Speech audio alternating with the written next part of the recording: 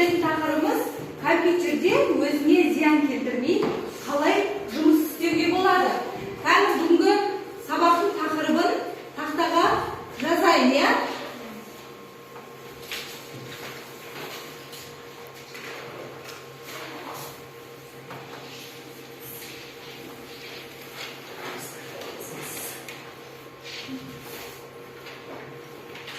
Дәптерлерді ашамыз. Бүгінгі күнді жазамыз.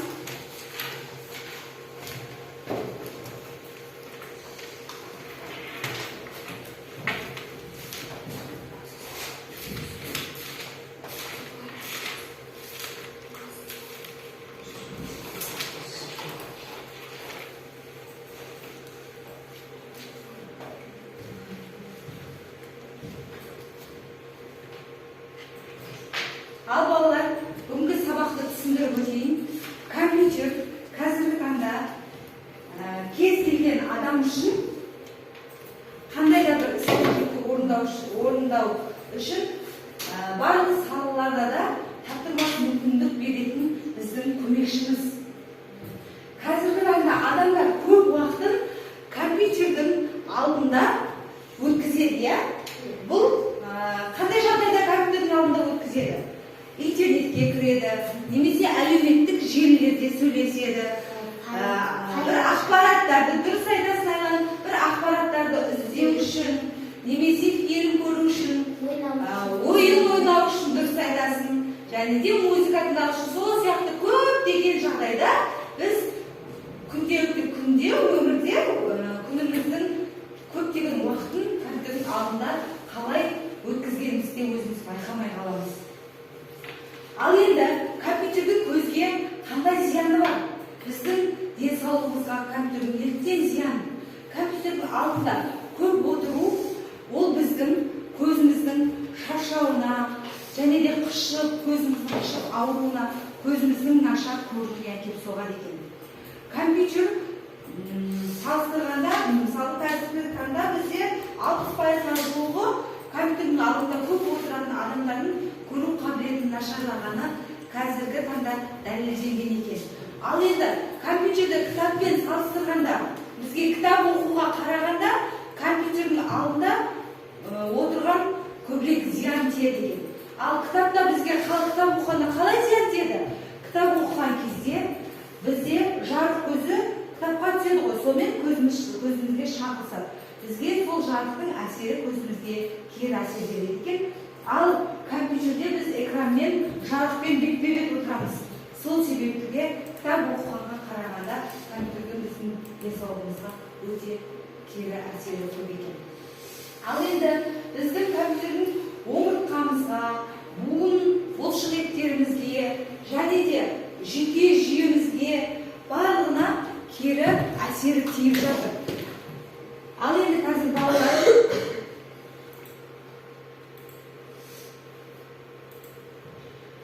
бүгін біз үйренетініміз қауіпсіздік ережелерін бұзбай бұзу салдары, одан кейін кабинеттегі ережелер мен талаптар, алғашқы жәрдем көрсету тәсілдері. Бізде қандай алғашқы жәрдем көрсетеміз, онда қазіргі алда сабақта болатын болады. Қалай ойлайсыздар, компьютер алдында неге ұзақ отыруға болмайды? Компьютер алдында ұзақ отыру барысында ең алдымен өзіміздің денсаулығымызға зиян келтіруіміз мүмкін. Компьютер алдында дұрыс отырмау омыртқаның қисаюына әкеліп соғады екен. Және де дене бітімінің дұрыс дамымауына зиян келтіреді екен. Ұзақ отыру жүйке жүйесіне кері әсер етеді екен. Компьютер алдында ұзақ отыру, монитормен ара қашықтықты сақтамау, көздің көру, отыру, монитормен ара қашықтықты сақтамау, көздің көру қабілетін неғылады? Нашарлатады екен. Компьютер электр тобына жалғанғандықтан сымда ақау болса, ток соғуы мүмкін. Егер де компьютермен жұмыс істеу кезінде ең алдымен көзге күш түсіреді. Компьютермен жұмыс істеген кезде уақыттың қалай өткенде байқамай қаламыз. Кірпік қақпай отырғанша көз құрып кетеді деген сөз бар. Ал бұл көздің көру қабілетінің нашарлауының бір себебі болып табылады. Ал енді балалар, бүгінгі сабақта біз өзіміздің күнделікті өмірде де дәл қазір сыныпта қалай отырмыз компьютер алдында? Миға шабуыл сұрақтарын қояйықшы кәні. Мына суретке қараңдаршы, тақтадағы суретке. Бұл жерде қайсысы дұрыс отыр? Бірінші суреттегі бала дұрыс істеп отыр ма? Компьютер алдында сабақтануға болады ма? Жоқ, болмайды. Иә. Екінші, не істеп отыр ол бала?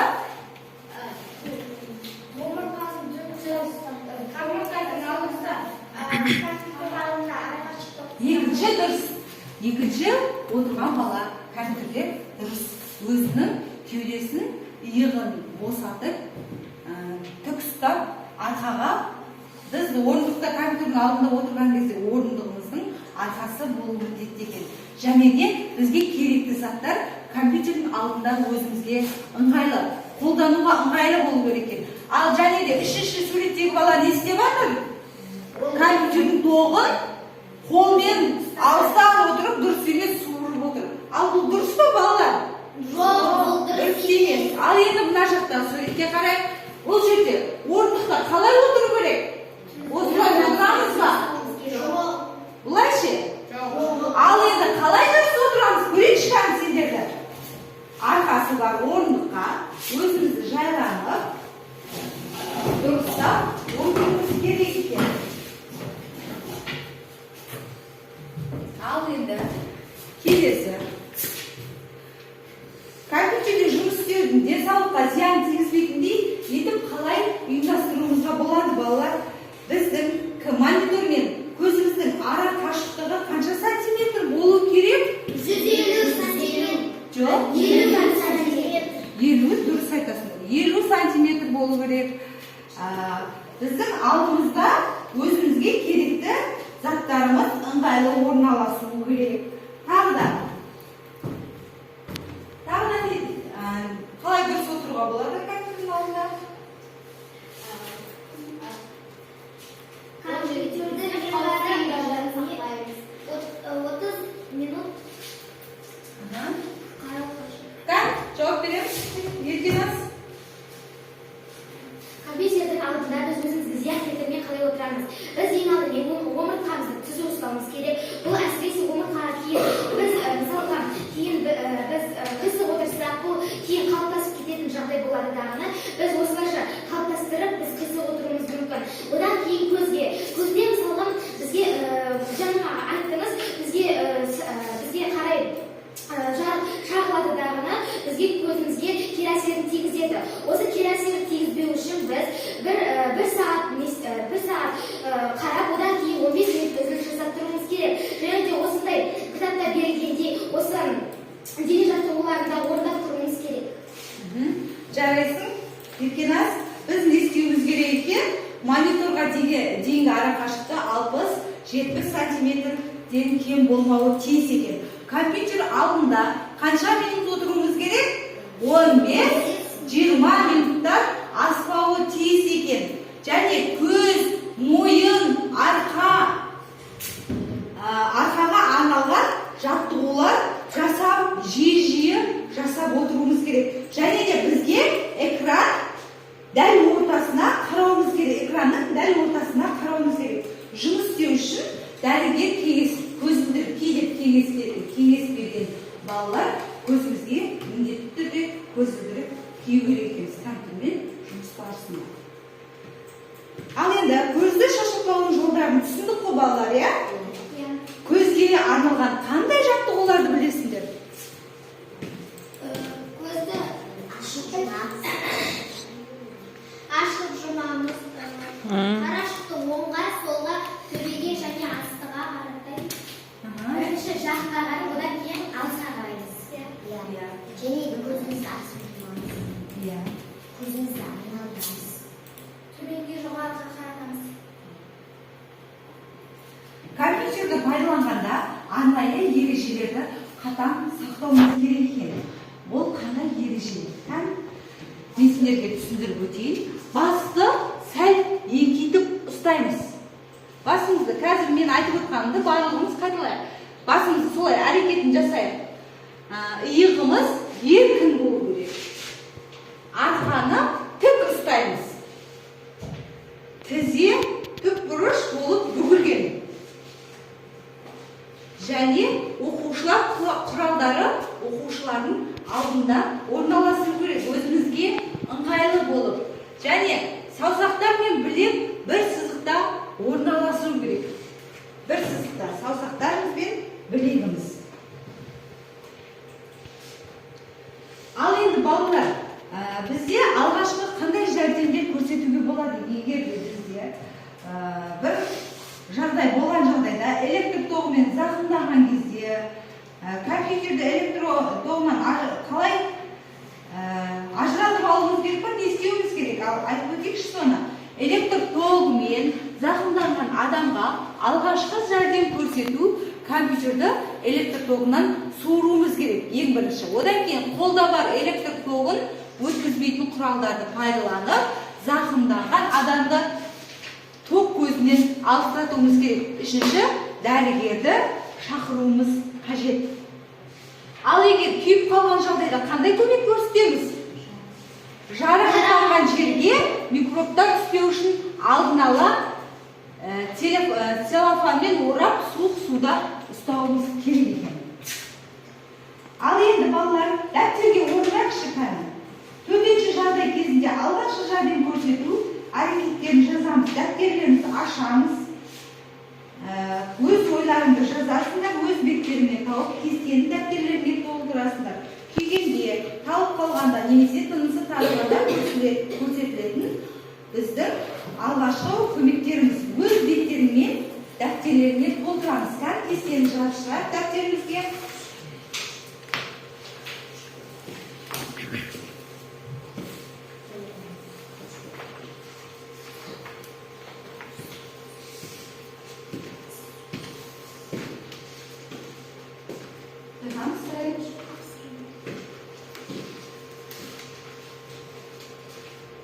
Дәптерге орнайық. Қаттағы қараймыз.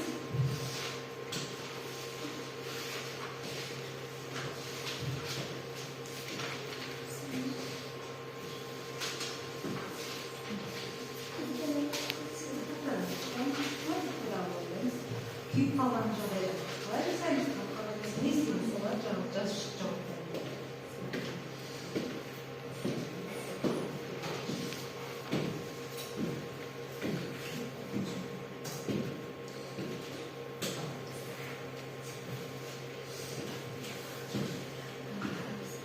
дайын болсаңдар, дайын деп аяқтағандарын белгі береміз.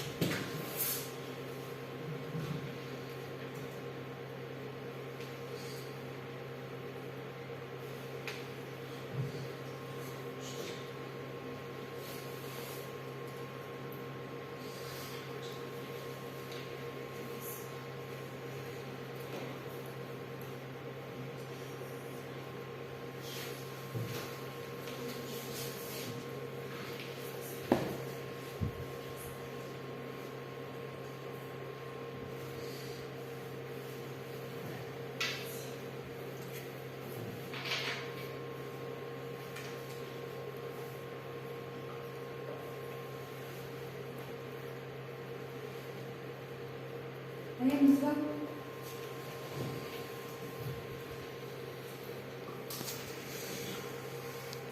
Aşağı doğru oynayacağız.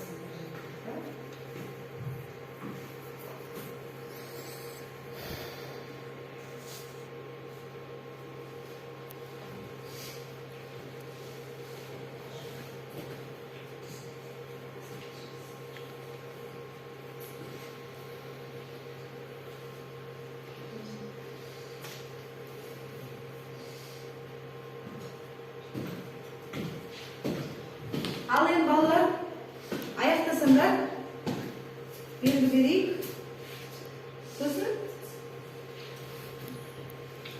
орындайтын тапсырмаларымыз өте көп.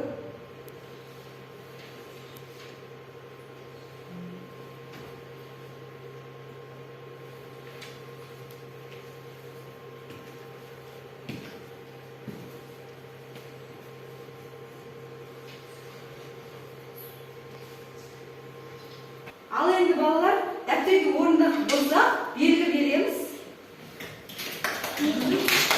Тамаша, барлық бірдей орындапсыздар. Ал енді балалар, біз бүгін сабағымызда мына ребустарды шешейікші, кім тапқыр әдісін қолданайық. Кім шығады? Ойланып аламыз. Арына. Қазір Арына орнап болсын. Қайсы ребусқа дайынсың? Қазір жаза ғой. Үстіне жаза бер.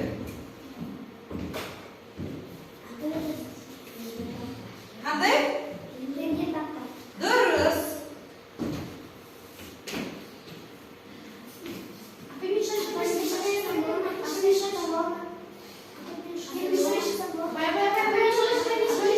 Амина.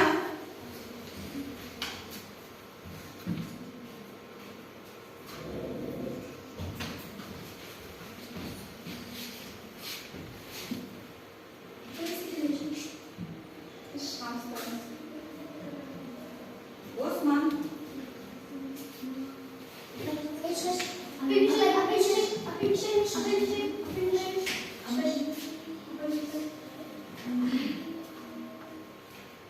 Қазір бір оқушы екі немесе үш ребусты да шешуіне болады. Ақнұр.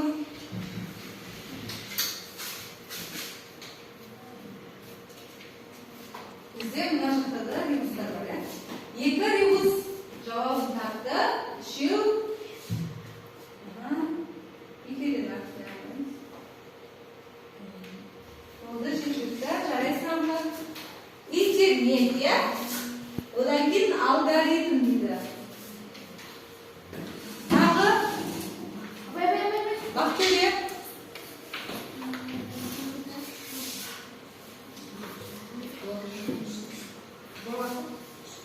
Ана ұшқа мен, апер. Атансын.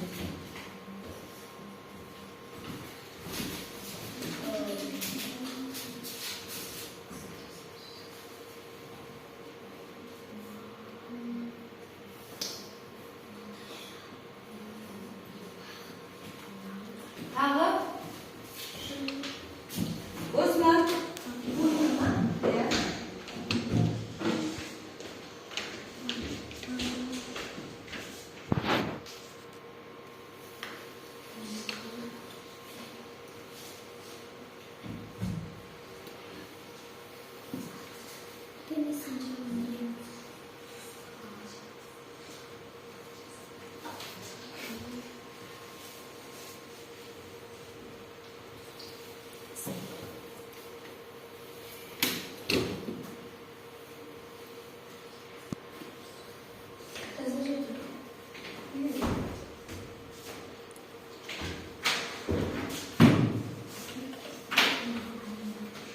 Келесі кім шығады?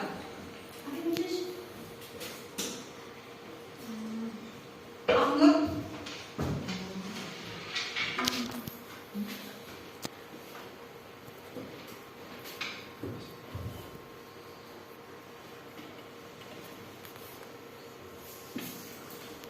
Ал балалар, біз бүгін осы сабақта ребустарды шешіп, ойымызды біршама неғып иә?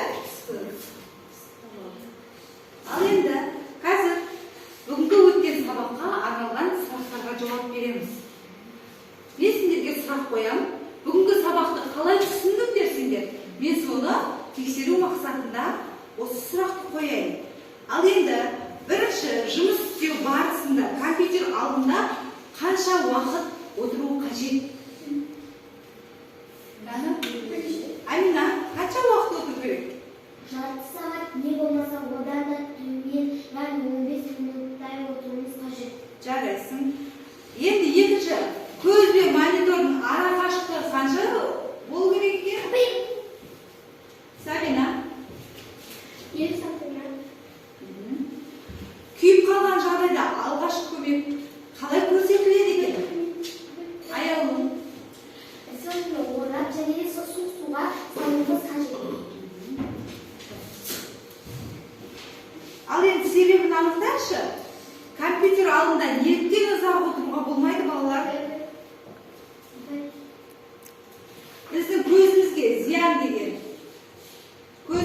қандай зияндар бар, жүйке жүйемізге зиян бар, және де компьютер алдында ұзақ отырған адамда тәуелділік пайда болады.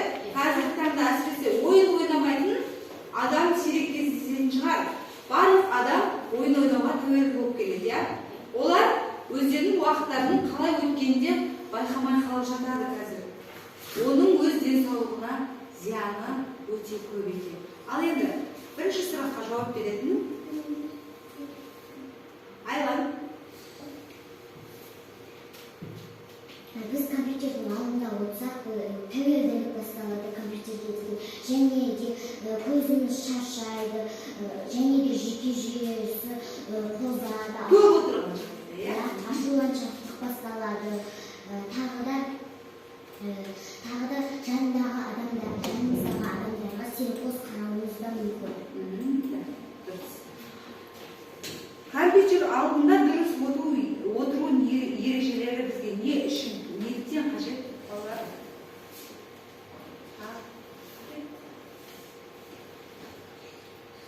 Біздің дұрыс отыру ережеміз. Жаңа ғана түсіндірдім, иә? Кім басқа тағы да? Еркеназ. Ең алдымен біз осы қауіпсіздік ережелерін сақтауымыз керек. Осы қауіпсіздік ережелерін сақтау арқылы біз өзіміздің денсаулығымызды да сақтай аламыз. Мысалға, жаңа айтқандай көзге, омыртқаға да осындай жаттығулар бар. Осы жаттығуларды жасау арқылы біз өзіміздің денсаулығымызды сақтай аламыз. Және де осындай компьютердің алдында көп отырмауымыз керек. Жаңа Айлан айтқан тәуелділік пайда болады ойын ойнаған кезде. Мысалға, ұтылсақ, жеңілсек, бізде ашуланшақтық пайда болады. Сондықтан біз компьютердің алдында көп отырмау керек екен. Қазір осы сабақта отырып жатырмыз. Жарайсың. Ал енді балалар, біз қазір бір ойын ойнайық, иә? Ол ойынның аты 5 кімге бұйырады. Бұл жерде де сұрақ жауаппен тұрады. Қазір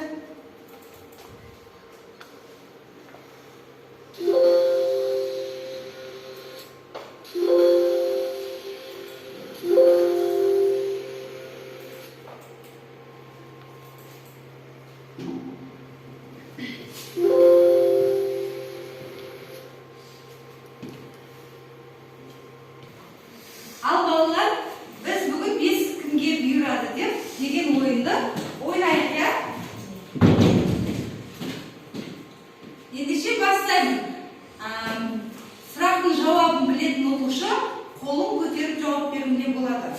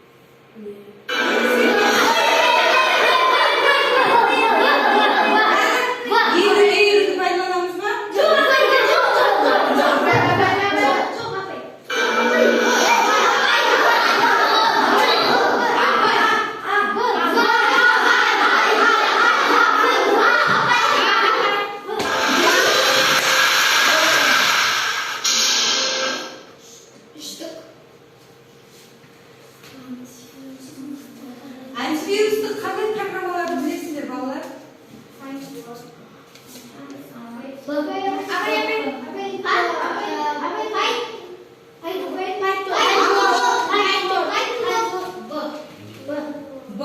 Fight word ба? Ол бізге вирусқа қарсы. Fight пен біз не істейміз? Word пен не істейміз? Соңғы аралас жауаптар бар. Бұны қабылдаймыз ба? Дұрыс.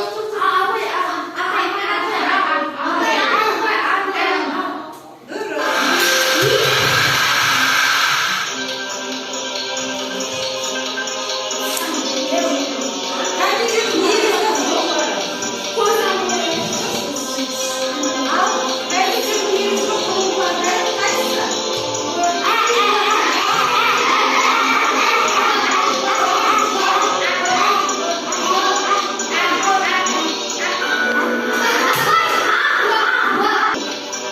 Бір гигабайтта қанша мегабайт бар?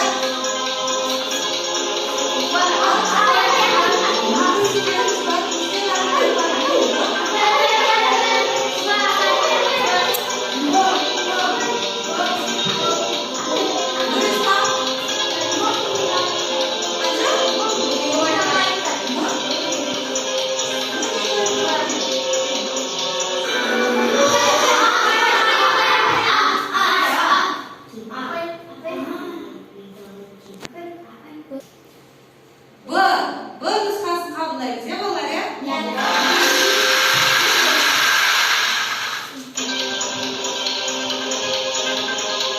Информатика пәні нені зерттейді? А. Қоршаған ортаны. Б. Ақпараттық процесті. Ә. Принтерді. В. желілерді. Сәбила? Бұл жауабы.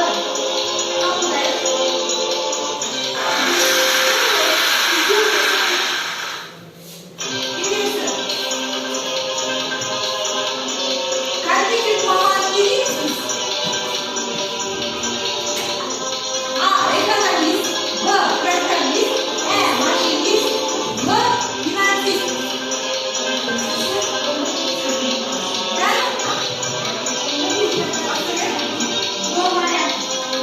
В. Программист.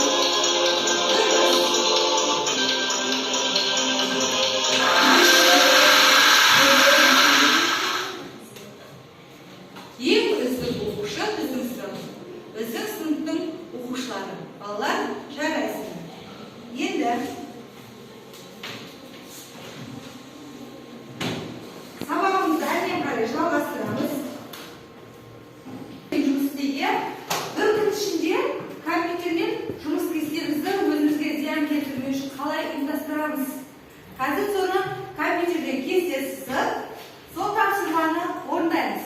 Word программасында компьютерден кесте сызасыздар. Одан кейін бір күндік жұмыстың түрі бар. Екінші, жұмсайтын уақытымыз. Оның барлығын есептеп, бір күндігімізді шығарайық. Компьютерде орындаймыз, балалар.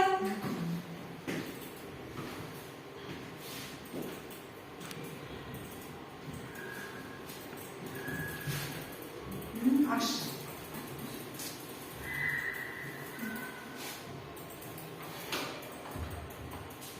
Ашқан.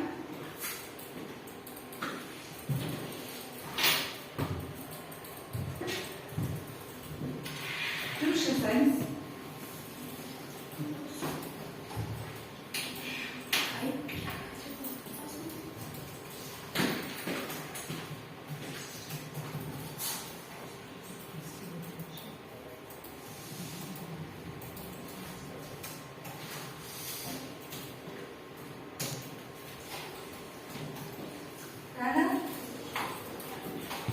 Қанша уақыт? 3 минут уақыт бердім, иә балалар, иә?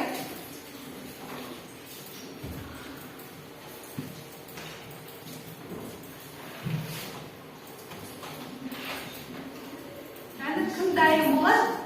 Белгі береміз.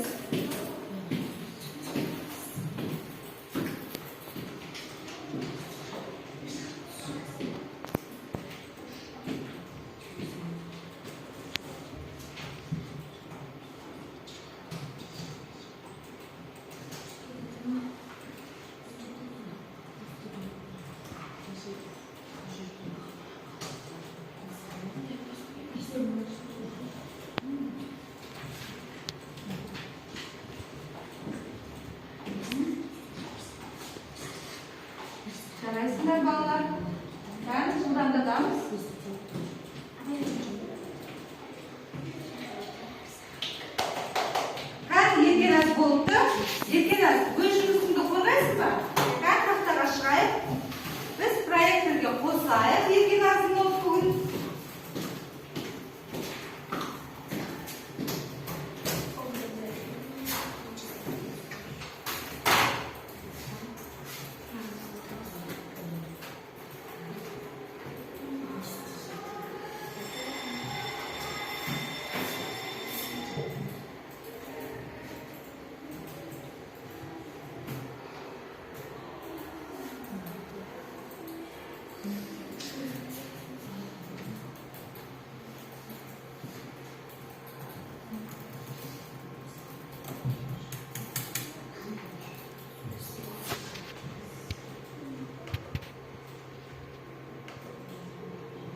Еркеназ, өзіңнің жұмыс уақытыңды түсіндіріп берші бізге. Мына мен компьютерді пайдаланып кететін жалпы уақыты бір күнде 1 сағат 30 минут кетеді. Тренингтегі уақыт сағат минут, мысалы 16:00-ден 17:00-ге дейін, яғни 14:00-ден 13:00-ден дейін. Білім алу мақсатында 10 минутқа, 16:00-ден 16:10-ға дейін. Одан кейін ойын ойнау мақсатында 5 минут. Мен кей кездерде ғана ойнаймын, ойында қатты ойнай бермеймін. Сондықтан мен 16:10-нан 16:15 деген уақытта алдым. Электронды хат алмасу мақсатында дегеніміз мысалға WhatsApp желілерінде, мысалға кейбір туыстармен сөйлесу үшін қолданамын. Ол уақыты менің 15 минут. Сол уақыттардың ішінде 16:15-ден бастап 16:30 минутқа дейін орындаймын. Интернетте түрлі қызықты ақпарат іздеу мақсатында 5 минут. Мен қызықты ақпаратты көбінесе іздей бермеймін. Мысалға үй шаруашылығында жұмыс істеймін. Кей кезде білім алу мақсатында да іздей беремін. Ол 20:00-ден 20:05-ге дейін барады. Кино, мультфильм, музыка тыңдау мақсатында 5 минут. Мен әсіресе бұндай кино, мультфильмдерді көре бермеймін. Сондықтан мен 5 минут деген уақытты алдым. 20:05-ден 20:10-ға дейінгі уақытты алдым. Оның ішінде жаттығуларға жұмсалатын жалпы уақыт. Мен осы желілерде жұмыс істеген кезде мен арасында демонстрация жасап отырамын. Ол жалпы уақыт кететін 25 минутта аламын. Ол мен кей кездерде, мысалға кейбір 16:30-дан бастап істесем, 16:25-ге дейін істеймін. Ал кейбір уақыттарда 20:00-ден бастап 20:25-ге дейін жасай беремін. Омыртқаға арналған жаттығулар 10 минутқа. Омыртқаға әсіресе маған өте керек болады. 16:30-дан 16:40-ға дейін жасаймын. Көзге арналған жаттығулар. Мен ең алдымен бірінші жақынға қарап, одан кейін алысқа қараймын. Қайтадан жақынға қарап, осылайша 8 минутты алатын боламын. Және де 16:40-тан бастап 16:48-ге дейін жасаймын. Қол буындарына жұмсалатын уақыт. Міне осы қолға жұмсалатын жалпы уақыт алатын болсам, аяққа да 7 минут. 16:48-ден 16:55-ге дейін жалпы уақытта аламын. Осылардың бәрін қосқан кезде 1 сағат 30 минут шығады. Жарайсың, Еркеназ. Еркеназды баспалдақ әдісімен бағалайықшы, балалар. Қалай Еркеназдың бүгінгі өзінің жұмыс уақытын компьютер алдында өткізетін уақытын есептеуі? Қалай? Өте тамаша. Жарайсың, Еркеназ. Отыра қой. Ноутбугыңды алып кел.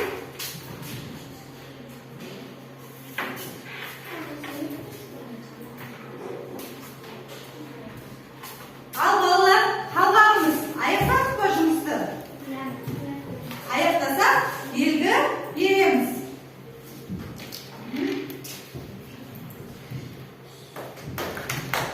Жарайсыңдар. Сабина аяқтамадың ба сен? Сабина аяқтасын.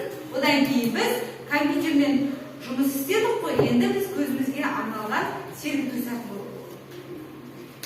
өткізейік.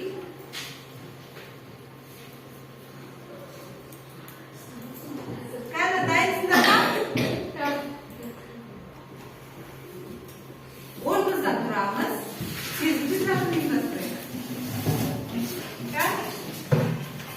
Бірге жасаймыз.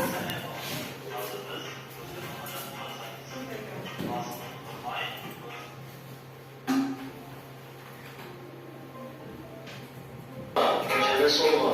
Қазір балалар, орнымыздан тұрдық па? Ендеше бүгінгі сезгіті сәтін орындайық. Көзіміздің компьютерден шаршағандығын басайық, иә? Қазір бірге орындаймыз. Сәлем балалар. Қазір біз көзге болған жаттығулар жасаймыз. Басымызды бұрмай, көзімізбен оңға және солға. Оңға, солға. 1, 2, 1, 2. Көзді ашамыз. Енді көзді жоғары, төмен. Жоғары, төмен. 1, 2, 1, 2. Көзді ашамыз. Жақсы. Көзді қатты жұмамыз. 1, 2, 3. Көзді ашамыз да ұзаққа қараймыз. Қайталаймыз. 1, 2, 3. Тағы да ұзаққа қараймыз. Өте жақсы балалар. Балалар, көзіміз ауырған жағдайда осы жаттығуларды қайталаймыз. Көз сау болды. Кәнекей, отырамыз балалар.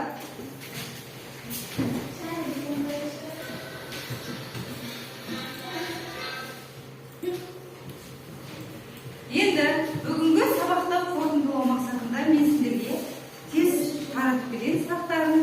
Ал енді бұл жерде екеу ара бірін-бірімізді бағалаймыз. Жұптық әдісі. Тамам.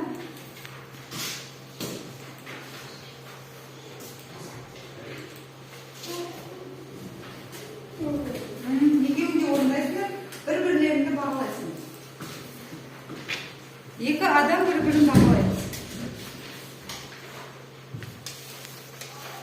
Сұраққа мұқият жауап береміз. 3 минут, 4 минут уақыт беріледі. Сол уақыт аралығында жылдамдатып орындаймыз.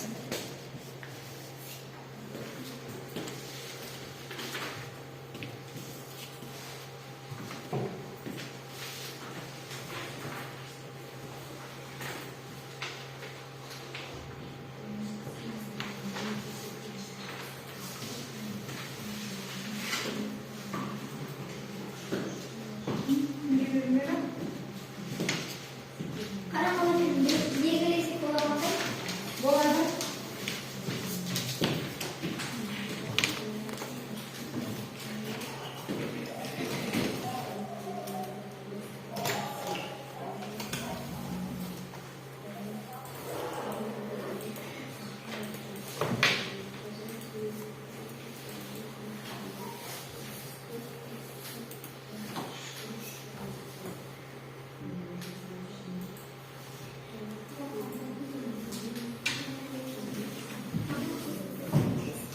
Кәнекей балалар, тестті орындаймыз.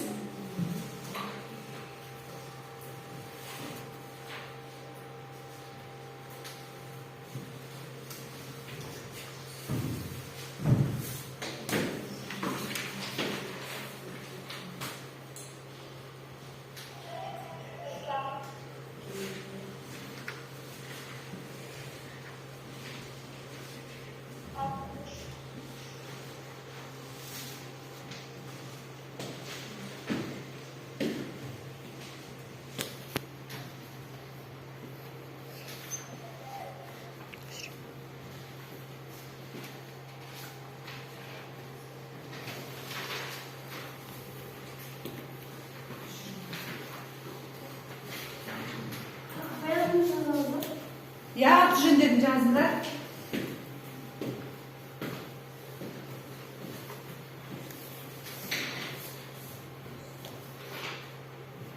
Орындап болғандар белгі береміз.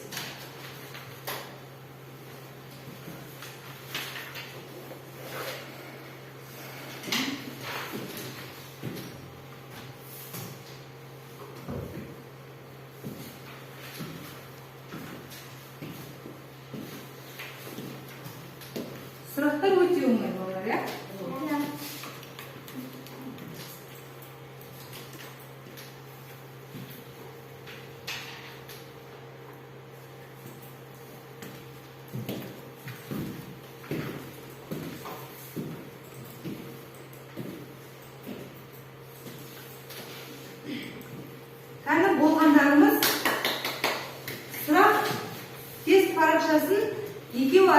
былай ауыстырамыз.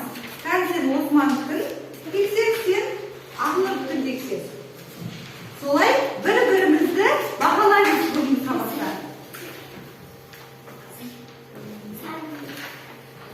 Oldu mu? Açılacağız. Açılacağız.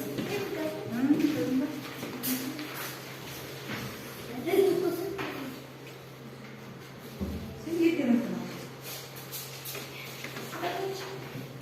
Biraz matematik. Ne kadar?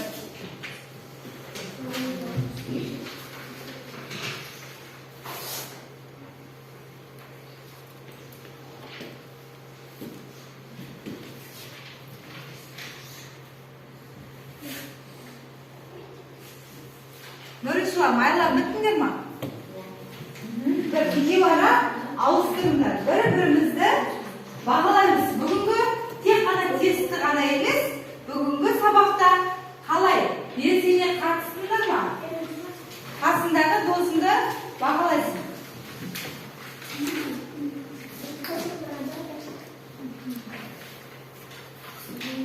Кәні Ақнұр Османға өз бағаны берші. Тұр.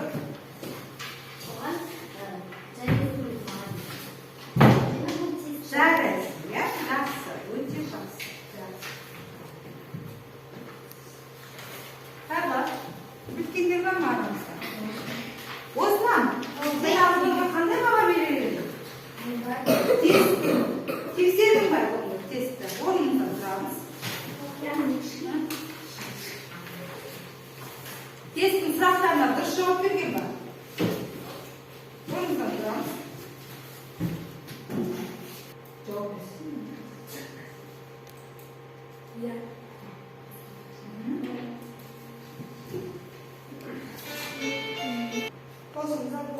Ал балалар, жарайсыңдар. Бүгінгі сабақта барлығы белсеніп, атсалысып қатысыңдар.